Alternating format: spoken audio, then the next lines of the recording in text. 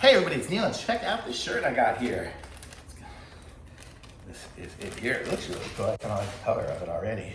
It's nice. It's kind of like one of those dry finish kind of, feeling kind of ones.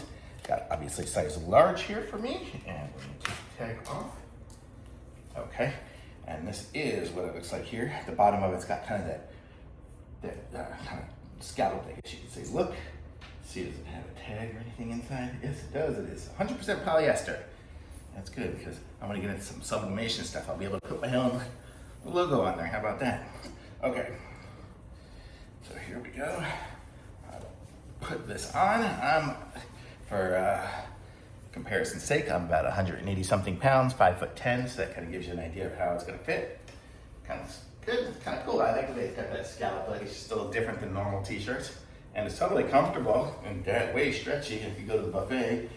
And then some. So this is what it looks like here. It's a cool color too. It's kind of got that little bit of a speckledy look, but really nice. I really like this shirt. Totally comfortable, totally good.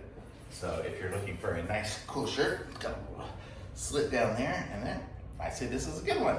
Totally awesome. Thumbs up.